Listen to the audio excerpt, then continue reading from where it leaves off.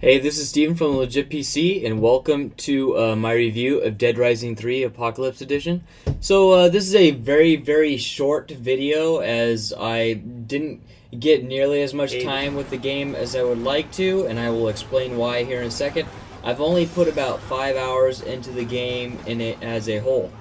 Here we're looking at, we're going to take a look. This video is for some of the driving, as well as taking a look at some of the engine. Okay, so let's just go ahead and get to, I guess, the bashing, as I would say. Number one, it is very poorly optimized. As you see right here, I'm dropping 20 frames per second, you know, on a 660 Ti, and I've heard people that have Titans not be able to play this at all, and people that had SLI Titans not even be able to use SLI.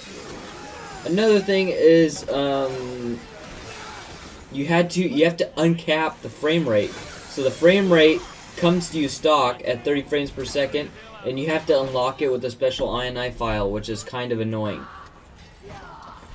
And also the game is very unstable, so at a lot of points in here you'll see that it basically kicks me out. Sometimes when I play, like every 5, 6, 7 minutes, maybe 10 minutes, it will crash, and it doesn't really save too often to checkpoints, so it's just gone, and you have to start all over again. So like this particular one, I think it crashed once.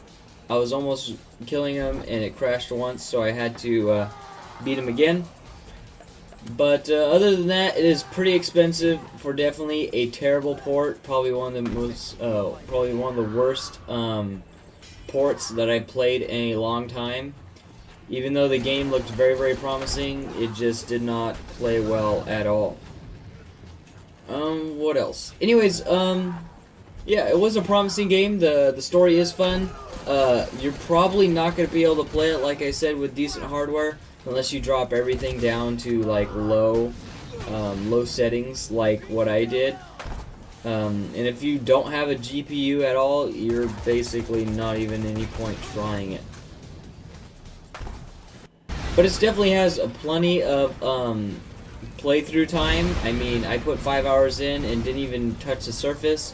But what a lot of people said about it being very setting you out, and you have to go and grab certain things. It is very like you're a maid, and you have to go chase after stuff. Okay, so there you saw it crash. That was one of the crashes, but it does have a lot of good points, but also points that you see that are obviously from the problems with the port. So here, you see that you have all of these unlock traits, so that you could add extra traits to your character: range, melee, inventory, life, mechanic, agility, and smarts. And then you also find that the best part about this game is the combos. There's very cool combo items that you could get, and you'll see also just plain old ones that you find on the ground. And also ones that come with the Apocalypse Edition are very cool. Stuff like turbines. Comes with a lot of, like a motorcycle called the Shredder that has, basically, what's it called? That basically has saw blades attached to it, so it's like you just run over the zombies with a saw blade.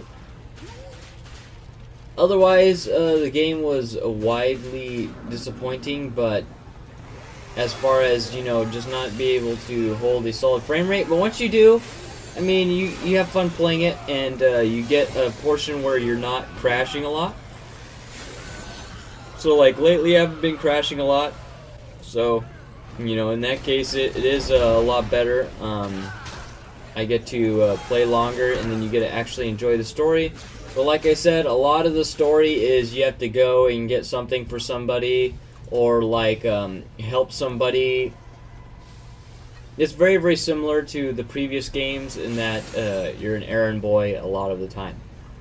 You gotta go find guns for these people, you gotta go find food in order to get them to possibly join your party, or just say thanks and give you a PP bonus. And PP stands for like player points or something. So here you see some of the combos. So that's right click and left click combos. And we're about to get to the end of most of my footage, and then I'll probably have to talk a couple more minutes about it, and then move on. Alright, so now we're into the conclusion. So the game definitely did not meet expectations as far as the port, and it came out a long time after Xbox came out, and you could look all over the place at all different kinds of reviews. They'll say the exact same thing. Number 2 was the stability problem. It would crash all the time. Very, very big problem. And number 3 is it was still $44, which I think was way too expensive for this game. Unless everything runs fine for you and you don't care about any of that stuff and you're a big fan of the Dead Rising series, then I would get it. But other than that, it is a good game, and the graphics are decent in some places, but you do have a lot of texture pop-ins, and in some places where they didn't care too much about the textures, you'll have milky textures that look very, very rounded, even though it's supposed to be like the hood of a truck or something. But yeah, so if you get it to play okay, it's a decent game. Like I said, a lot of customization, and a lot of combo weapons to just beat up on zombies.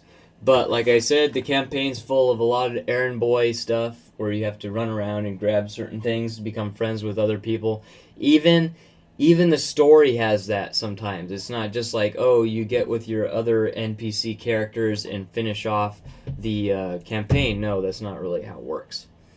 So, yeah, so go ahead and look at my day 1 to see all of that footage and what I thought from there. But this is what I think after 5 hours, is that it's definitely not worth it unless you're a huge zombie fan.